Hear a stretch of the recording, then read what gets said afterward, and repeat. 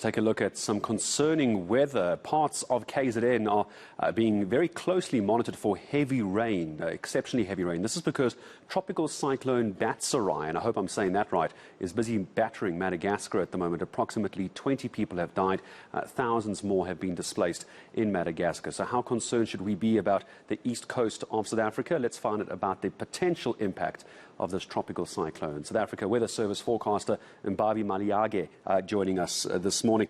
Good to have you with us, Mbabi. Can we talk, before we talk about the impact on the east coast of South Africa, just tell me about the cyclone, if you don't mind. I'm not even sure I'm saying the name correctly. What do we know about it? How devastating is this?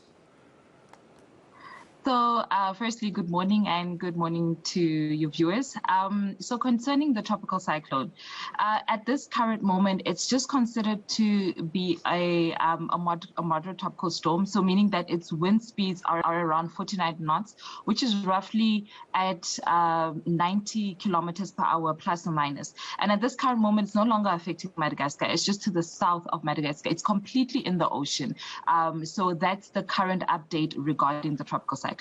Okay, so it's moving south of Madagascar at the moment. Obviously good news for that country because it has been devastating there. Let's bring it back home to the east coast of South Africa. What are we expecting as far as any effects from the cyclone on South Africa? Absolutely no effect, which is great news for us. It's moving completely away from the country, having no effect whatsoever on the weather of the country at this moment. So we are absolutely happy about that because, as we know, tropical cyclones can have a devastating effect on the country.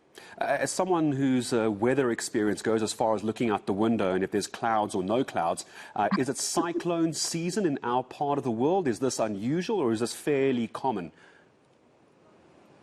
No, this is not unusual. We're still in the tropical cyclone season, so this is something that we expect to see. If you remember, last year we had tropical cyclone Eloise, and it actually made landfall over South Africa. I think it was around about the 23rd of January. So we're still within the summer season. We're still within the tropical cyclone season. So even towards the complete east of the country, not really affecting our country at all. I think 80 East, we had another I think it was a moderate tropical storm called Cliff as well. So we do expect them to start developing or to be active in this season. I'm going to ask you to take me back to geography in high school, if it's okay for a moment. What causes these tropical cyclones? Give me some weather analogies here. How does this all come together? So basically, it's warm sea surface temperatures. That is the big source of tropical cyclone is moisture. That's what keeps it going. So if you have warm sea surface temperatures, and which you will get during the season, and especially over into the channel, the Mozambique channel, warm sea surface temperatures, and you get a lot of the tropical disturbance because I don't know how much of geography you know, but the ITC that moves.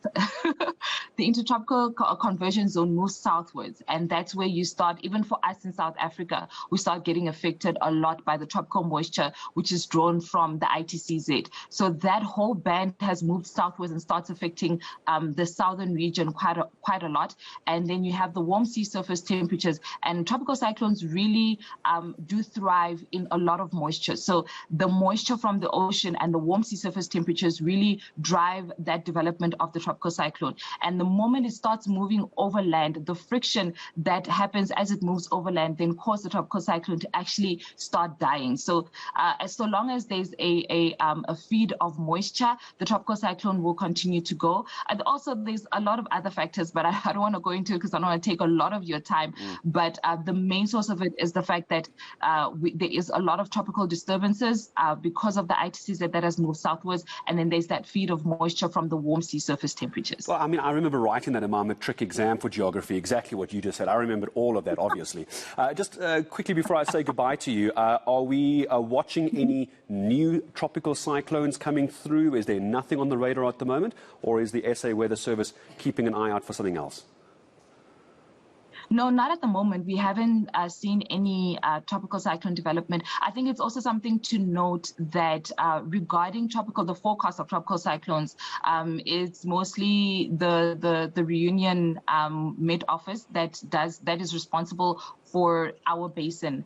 So we don't really forecast for it, but we do work together with them for them to let us know how far is it, what is the expected forecast, but we don't necessarily do the forecasting of tropical cyclones. But at the moment, there aren't any tropical cyclones that we are monitoring. We're just waiting for this one to die down, and then we'll see what will happen in the near future. All right, well, that's good news as well, and I appreciate it. I'm sure we'll speak again in the near future as well, as we keep a very close eye on weather matters. South African Weather Service forecaster Mbavhalelo Maliage joining us. I enjoy the geography behind it, but good news, no concerns for Madagascar right now. It's gone south of Madagascar, Tumza, and in case you missed part of it earlier, no threat at all to South Africa. So that's good news. It's good news.